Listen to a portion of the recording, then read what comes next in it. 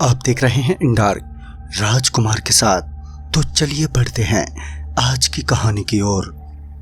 ये घटना जनवरी 2005 की है। मैं खान मार्केट में एक कॉफ़ी शॉप में एक मैनेजर का काम करता था। रोज़ाना मुझे दुकान बंद करके घर जाते जाते रात के 1-2 बजे ही जाते थे। एक दिन सब काम करके मैंने कॉफ़ी की दुकान रात के 1 बजे तक बंद कर दी और मैं घर की ओर चल दिया। तब मैंने देखा कि बहुत कोहरा हो रहा है और ऑटो स्टैंड पर कोई ऑटो भी दिखाई नहीं दे रहा था। तब मुझे ध्यान आया कि आज तो ऑटो टैक्सी की स्ट्राइक है। रात को 12 बजे के बाद सब ऑटो टैक्सी बंद हो गए थे। तो मेरे पास 2 ऑप्शन थे। पहला, मैं फिर से कॉफ़ी शॉप पे वापस चला जाऊं और सुबह घर जाने की कोशिश करूं, और दूसरा, मैं कब्रिस्तान आ गया था। जब मैं कब्रिस्तान के करीब से निकल रहा था तभी मुझे अपने चलने की आवाज़ डबल सुनाई देने लगी। ना मेरे आगे कोई था और ना ही मेरे पीछे। रोड पर एक भी गाड़ी दिखाई नहीं दे रही थी, इसलिए डबल चलने की आवाज़ साफ साफ सुनाई दे रही थी। और फिर थोड़ा आगे चलते हुए मुझे एक और आवाज़ सुनाई देने लगी, जैसे कोई कुत्ता घुर्रा रहा हो। फिर मैंने अपने चारों तरफ देखा, लेकिन वहां पर कोई कुत्ता या फिर कुछ और नहीं था। चलने की आवाज़ डबल आना, ऐसा मेरे साथ पहले भी हो चुका था, लेकिन कुत्ते के गुर्राने की आवाज़ मैं पहली बार ही सुन रहा था। मैंने उसी वक्त भगवान को याद किया और फिर तेज तेज चलने लगा, लेकिन गुर्राने की आवाज़ और तेज होती जा रही थी, जैसे कोई कुत्ता बिल्कुल मेरे पीछे ही चला आ रहा हो। मैंने टाइम देखा तो रात के 2 बज रहे थे। फिर जब मैं तेज चलते हुए निजामुद्दीन दरगाह के पास पहुंचा तो पता नहीं कहां से एक ऑटो वाला आ गया, जिसे मैंने आते हुए नहीं देखा था और ना ही ऑटो के चलते हुए आने की आवाज़ सुनाई दी थी। और वो ऑटो वाला बिल्कुल मेरे पास आकर बोला, भाई साहब आपको कहाँ जाना है? मैंने उसे बताया तो उसने बैठने को कहा। मैंने बैठे हुए नोटिस किया कि ऑटो के आने के बाद ना तो मुझे कोई गुर्राने की आवाज़ सुनाई दे रही थी और ना ही किसी के चलने की। सब एकदम बंद हो गया था, जैसे किसी ने ऑन ऑफ का बटन दबा दिया हो।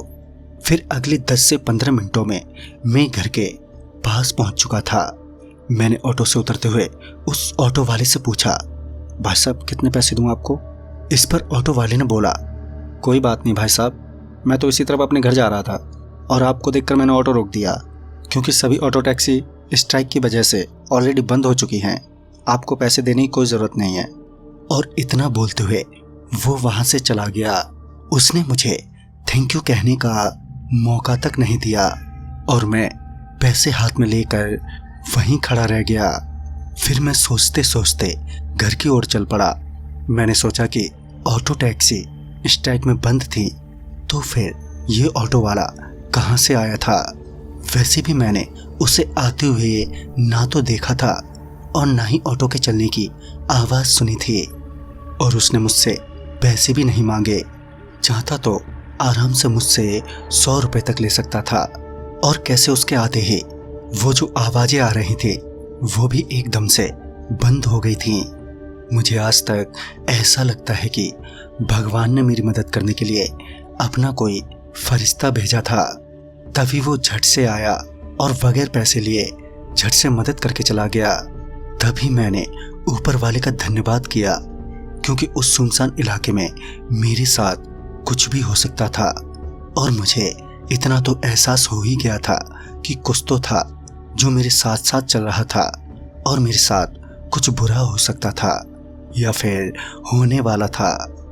लेकिन ऊपर वाले ने अपने फरिश्ते को भेजकर मुझे बचा लिया। तो दोस्तों, कैसी लगी आपको राकेश जी की ये कहानी? ये आप हमें कमेंट बॉक्स में ज़रूर बताएं। तो चलिए बढ़ते हैं एक और कहानी की ओर। दोस्तों, ये हादसा सन 2003 दिसंबर के महीने का है।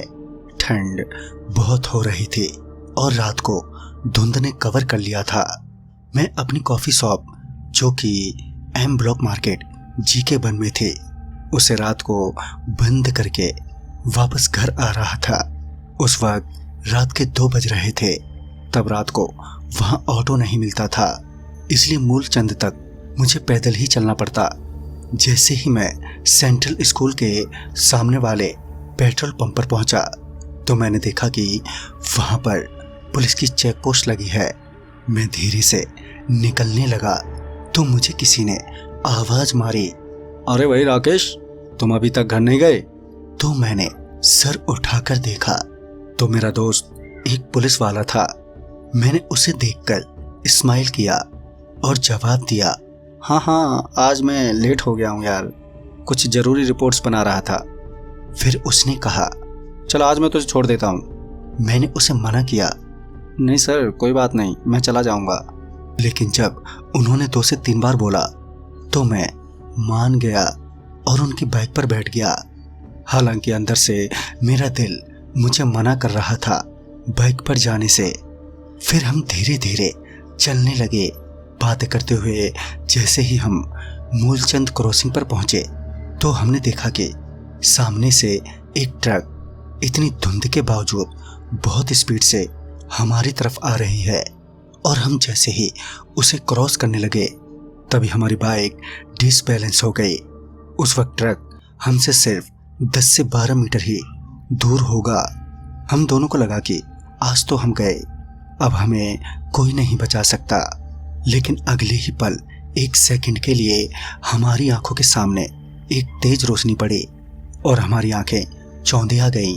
जब अगले ही पल हमारी आंखें खुलें तो ट्रक हमारे सामने नहीं था बल्कि हमारे पीछे था। मतलब ट्रक हमें क्रॉस कर चुका था लेकिन हमें छूकर भी नहीं गया था। हमें समझ नहीं आया कि जब हम ट्रक के रास्ते में थे तो हमें मारते हुए ट्रक कैसे नहीं निकला। रोड के हिसाब से तो हमें ट्रक के नीचे होना चाहिए था, लेकिन हम वैसे के वैसे ही ठीक ठाक थे। हमारा बाल भी बांका नहीं हुआ था।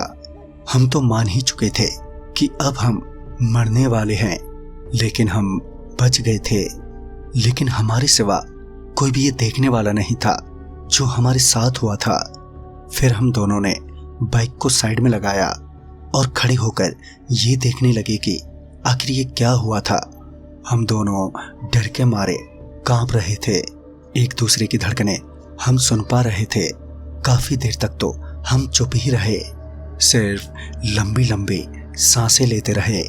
फिर जब थोड़ा बोलने की स्थिति में हुए तो मैंने बोला, भाई हम कैसे बच गए? ट्रक हमें मारे बिना कैसे निकल गया? लेकिन इन सवालों का हम दोनों के पास कोई जवाब नहीं था। फिर थोड़ी देर बाद मैंने पुलिस वाले को कहा, मुझे दोबारा कभी लिफ्ट मत देना, मैं चाहे पैदल ही घर चला जाऊंगा लेकिन तुम्हारी बाइक पर नहीं बैठूंगा।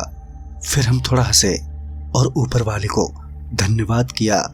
पुलिस वाले ने भी जाने से पहले एक बात बोली, मेरी ये आपकी किस्मत थी जो हम बच गए, नहीं तो हमारा मरना निश्चित ही था।